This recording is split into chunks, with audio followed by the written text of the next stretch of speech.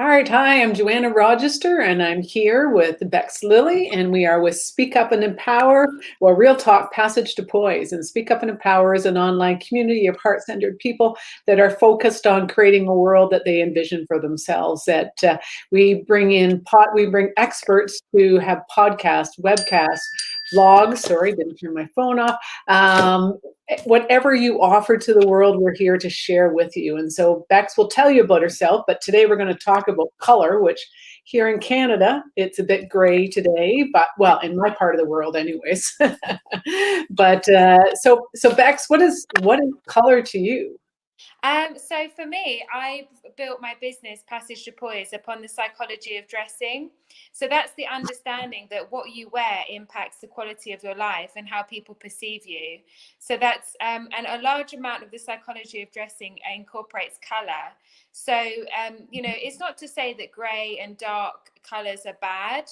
And that lighter colors are good. It's not. It's not actually as simple as that. It's looking at the undertones of color, the palette of color, and understanding which suits you, which will, and also understanding color in its entirety and the impact it has on the eye and how people perceive you. So I love the use of color, even in the work wardrobe, which I'll show you shortly. Pops of color are, they're not something to be afraid of, really. It is funny, right? Like, because so often we get caught up in that world, and I have lots of gone through these periods myself, but also I see lots of friends where it's all black, Yeah. right?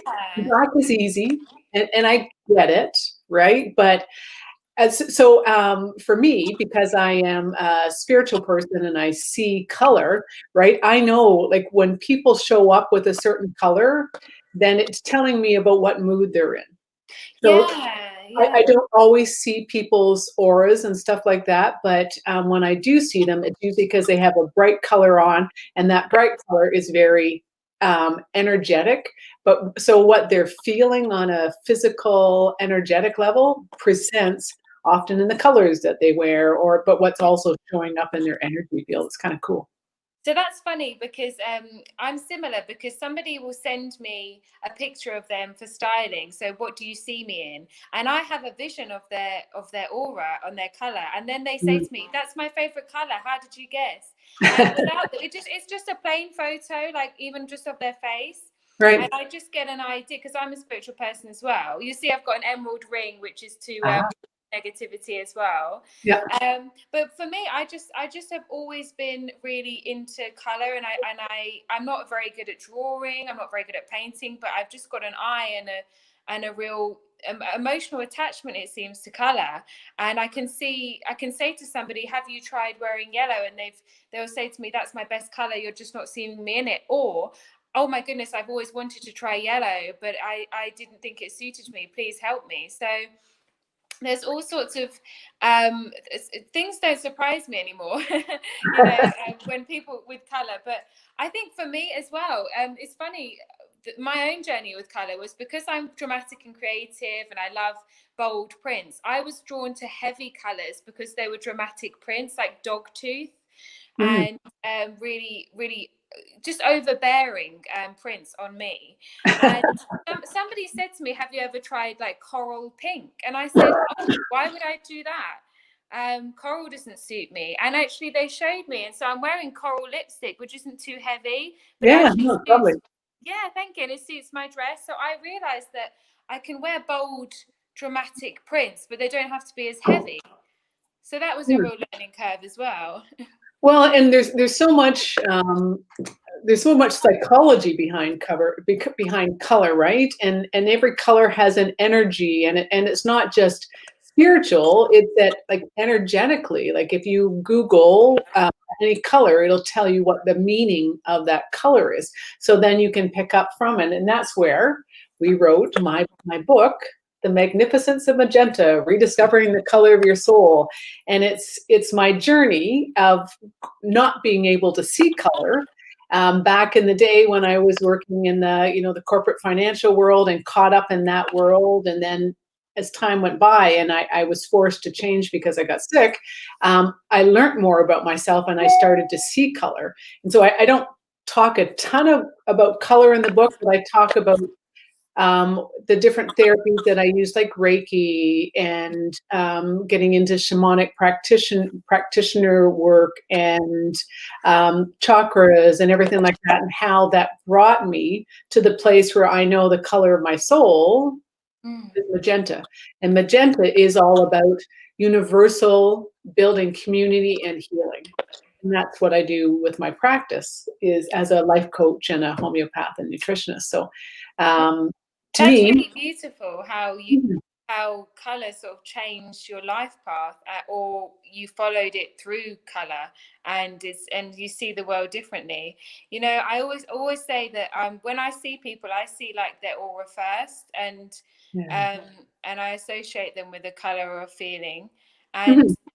I think that's just it's such a different way to look at the world. I mean, some people might say it's not scientific, it's not logical, but it's a way of I think a really significant way to see and read situations as well. Yeah, because and reading the situations is so important. So I'm also a keynote speaker, and I talk about intuition. But part of what I talk about in intuition is being able to read body language, and Mm. part of body language is color. So if you get to know, and you don't have to go dive into it, but recognizing, like if people are standing in a networking situation and their feet are facing each other, they're engaged in a conversation that doesn't want to be, like, they don't want to be interrupted. And it's the same thing with certain colors, right? If you see what color someone's got on that day, you can gauge where they are mentally, emotionally. Yeah, And and I that's think part of it. absolutely. And there's so much about style and color. So that I studied image consultancy as well. And for me, I look at the print, I look if it was stylish, if it suited my physique. But often I would get so lost in the style that I would forget about the color.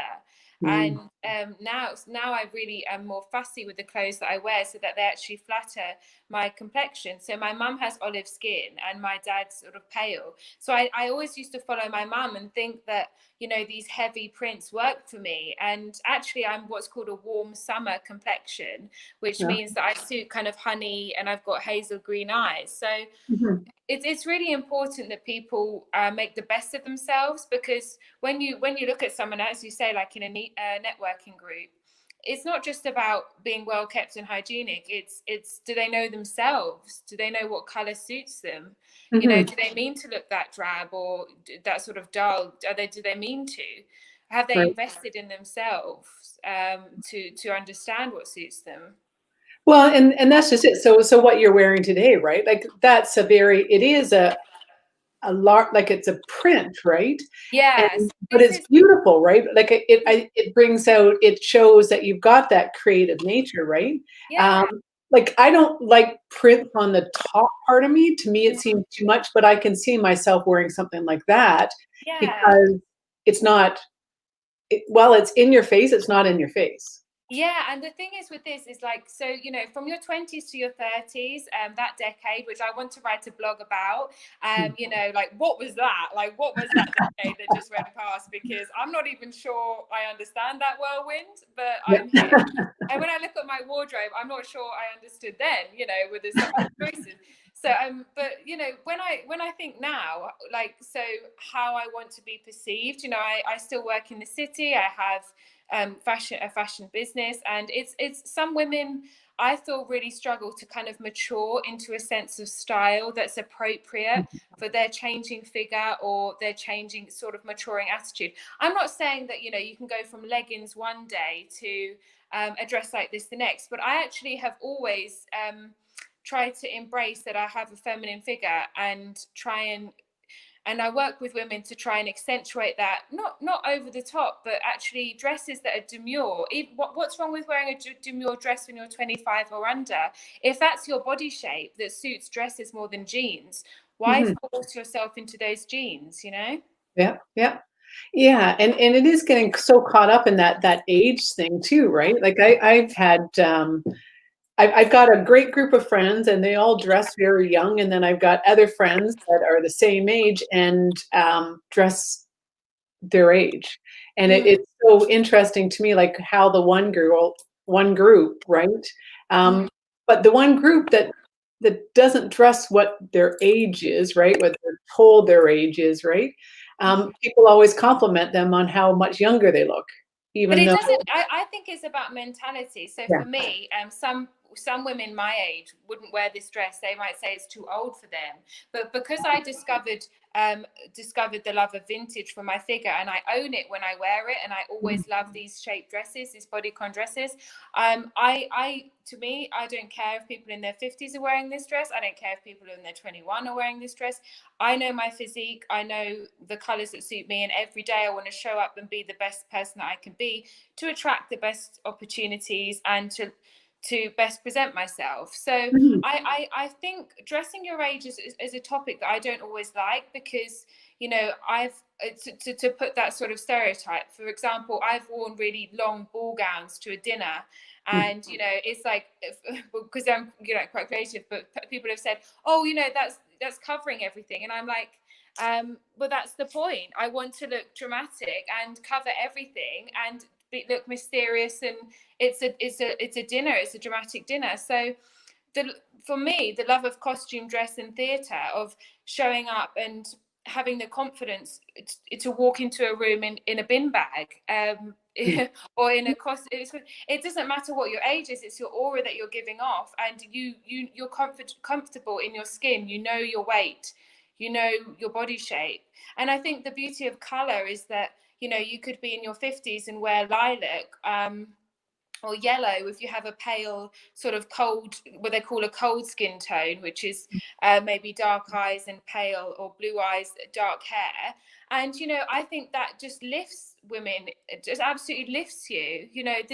There's no rule that you get to a certain age and you have to wear grey and dull clothes. I think it should be the opposite, actually. I think some actually younger trends are all black and fashion heavy, or wearing all black, and some people can pull that off, and some can't.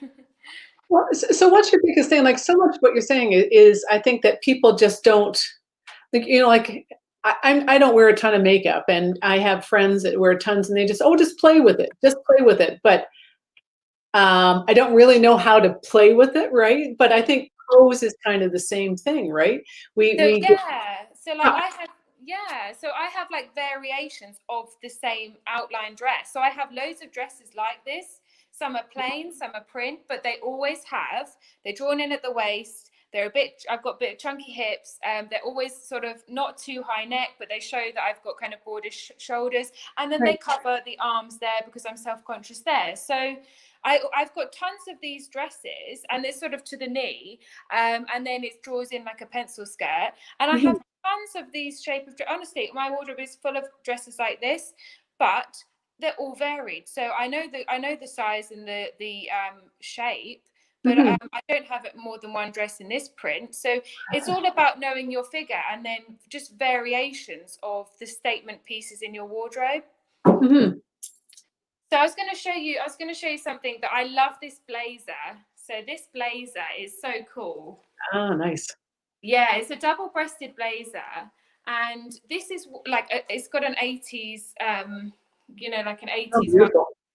But what I liked about this is I don't wear kind of all black. I don't think it does anything for me. So you can see there's pops of yellow and purple, and this is great if you're a woman who doesn't like dresses and she wants a big oversized blazer, a little bit Mhm, of cleavage you could have on a night out, or a dinner, tiny little bit, but it's not too revealing.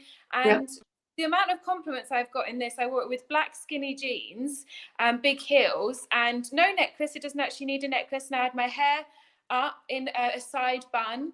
And that's a perfect example of, it could be an all black outfit, but I want to show pops of color.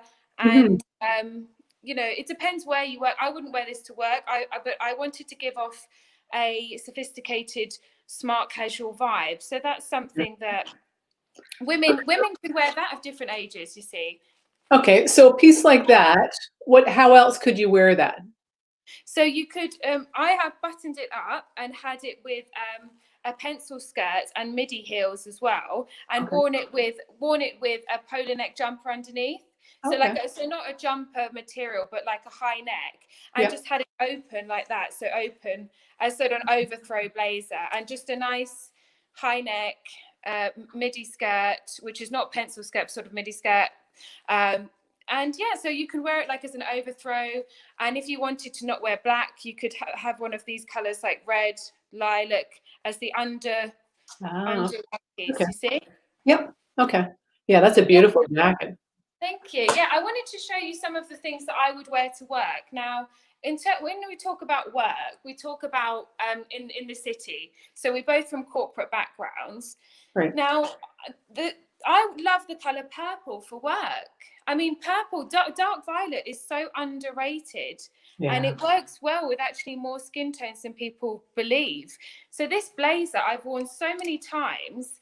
It's just violet. I've worn it with a polka dot blouse tucked into plain black trousers. Can you see that actually works? Yeah. Very nice. Yeah, and so this is a sort of 70s style blazer, and sometimes I do the button right up and then have the blazer like that. I mean, I really experiment with different eras, even just going to work, but it's the same day job, isn't it? Yeah. But I mean, this is an example of a shift dress, which I'm not sure which era you could say. This is just from Hobbs in, the Hobbs department store. But this is beautiful. Yeah. Show you that, and that's got red in. That's a lovely. It's what you call a shift dress. Right. And you wear it with or without a belt. Pops of beige and red. There's not even much black in there at all. No. Yeah, that's beautiful. So, and this is one of my favorites that suits, because I'm only 5'4.5", but these jackets really suit me. So because they're cinched in at the waist and they accentuate the shoulders, I've got a little bit of a pad in there. Right. So these suit, and I know what suits my body shape. Showing off the waist, but again, I would do this up, have it like that, and then drawn in at the waist with a little bit of a flare there, and I'd wear that with a plain black trousers and ankle boots in the autumn. Okay. And so, do you prescribe to the notion that you should have like 8 or 9 pieces and just mix and match, like learn to mix and match everything? Like, you can go to those services where they pick out 5 pieces and then they have 20 outfits.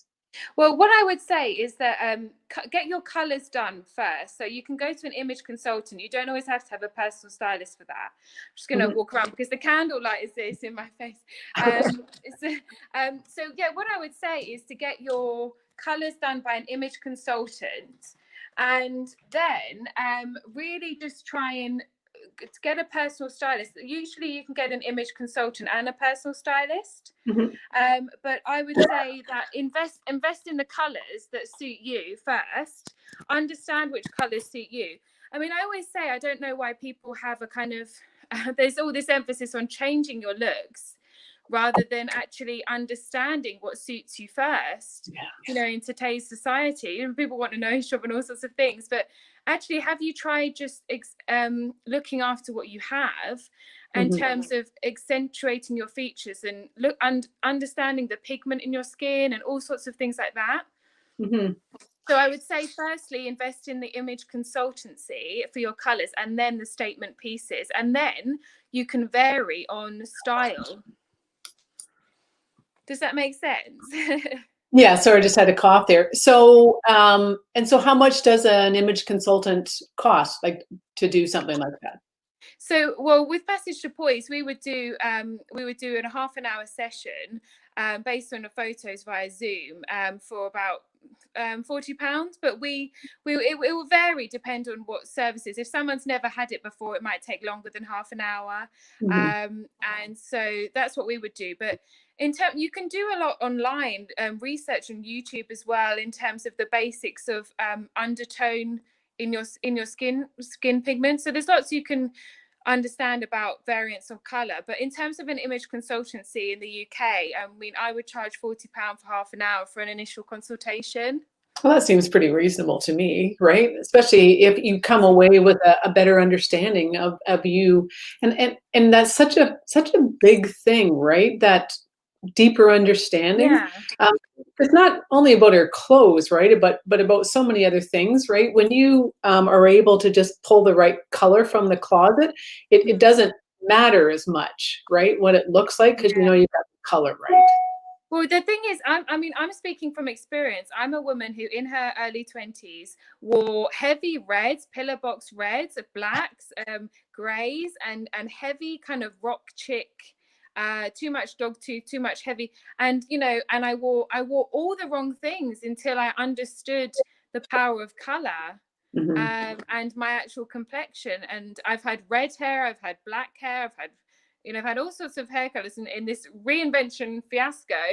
But but the point is now I think, why didn't I just invest in understanding my color scheme and variant on that? And now I have so many people say to me, you look happy, healthy, and confident in your own skin, which is what a lot of women want to be, isn't it?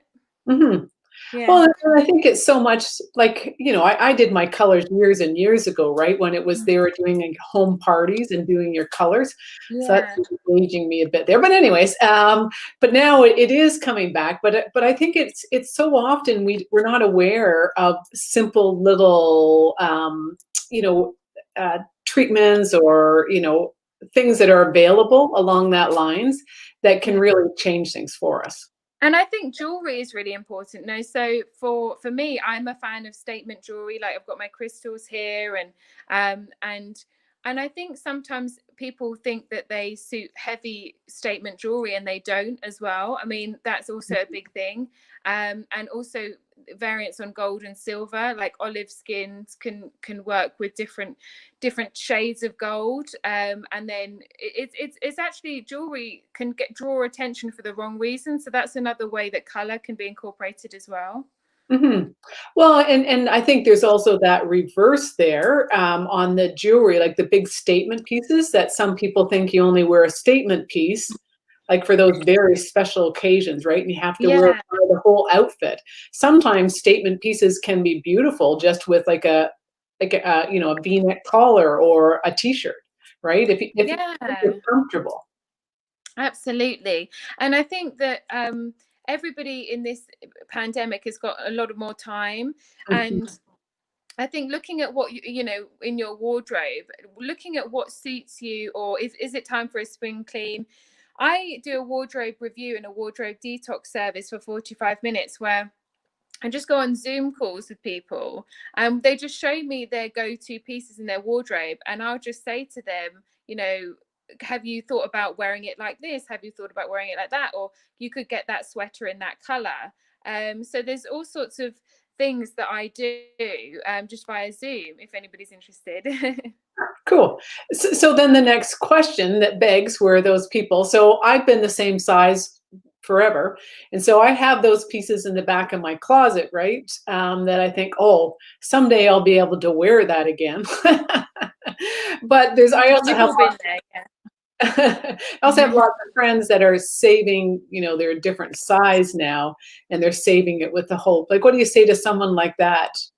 That well, I might be able to, when I lose that next 20 pounds, I might be able to wear that again. Mm. Well, my answer to that, for me personally, I'm all for being optimistic and for having goals and incentives. I'm all for that. Okay, Mhm. but for me, as I wrote in my blog, don't reinvent yourself, rediscover yourself. When I style people, I say to people, "Who are you now in this present moment? What are you proud of?" Mhm. Are you not proud that you've got kind of childbearing hips now, and that can't you laugh at the fact and the reminisce of the memories you had when you could fit in those 21-year-old skinny jeans? And I Mhm. think that mentality has helped me, because I used to be a lot skinnier as well. And there's some tiny dresses I can't fit into, but I think when we realize about spirituality, we say, oh, do you remember that I had a tie-dye fur jacket that I thought, what was I thinking? And it was tiny, and I thought I was the bomb. I thought I was amazing. I thought I was like, basically a rock chick superstar. And so you have to just kind of say, thank the universe or whatever you believe in, that I had those memories. I Mhm. had and laugh about it. But I personally, when I style people, I say, you're showing up as who you are today, and that's the person I want to talk to. Yeah. And I'm sorry, but sometimes clinging on to things can be do worse for people. I think, okay, you want to get fit and be a size 8 or 10 again. Okay, so what are we going to buy, or what are we going to get in your budget when you're a size 8 to 10? Let's refresh the mind and just accept who we are now, whatever size we are, and who we're showing up as our best version of ourselves. Yeah, I think that's, all excellent points, because, I think in addition to that, there's also those clothes that didn't look good on you no matter what size you were anyways, right? Yeah, like that tie-dye fur jacket. Like, what Yeah. was that? I mean, that's not acceptable. Honestly, I look like a bird, a multicolored parrot or something. So yeah. Well, and you also brought up that point about the budget too, right? Like people can, if you are comfortable with yourself and you're comfortable with, who you are, I think like you can look good, correct me if I'm wrong. It doesn't matter what your budget is, right? It's learning to dress with what suits you as opposed to, clothes that you think you need to afford or anything along that lines. Oh, absolutely. And it's about being resourceful. So, if you spent £40 of your budget on an image consultant, then maybe you can only get 3 statement pieces in that color. And next month you can get 4 statement pieces in that color. I mean, we're taught very much in advertising and e-commerce, to buy, stock, buy. But actually, I've gone through that, and I realized that half the stuff in my wardrobe just was fast fashion and didn't compliment me at all. So for me, I would rather invest in how to wear the image consultancy, and then if there's less clothes in my closet, then that's great, but they're the ones that suit me. And as I said, I can vary on the style now I know the style that suits me. I can vary on the print. Mm-hmm. Yeah, so many things to think about, right? But Yeah. it is, reclaiming yourself, and yeah. And So, I think it's embracing who you are now, and not clinging on to wishes or reminiscing too much on the past. As I've said, your 20s is a whirlwind, and for me, I just think that, like, it's showing up, being present as who you are, and saying with mindfulness, I'm going to make the best of today, and this is the tools I have, and I'm going to make the best of it. Yeah, wonderful. So how do people get in touch with you? So yeah, if people add me on Facebook, that's fine. And also if you check out the Passage to Poise Limited Facebook page, and you'll see our website on there. There's lots of inquiry forms all over our website. If people want to do creative collabs, styling sessions, blogs for their business, if it's style related. So yeah, there's lots we do. Wonderful. Okay, thank you very much, Bex. Thank you And so much. this was Real Talk Passage to Poise with Bex, and we're on Speak Up and Empower platform. We're on Facebook, Speak Up and Empower TV, Speak Up and Empower YouTube, et cetera, et cetera. So many places for you to find us. But Speak Up and Empower is a global community of heart-centered people that are searching to create a new vision for the world. So thank you very much, and thanks again, Bex. Thanks, Joanna. Thank you.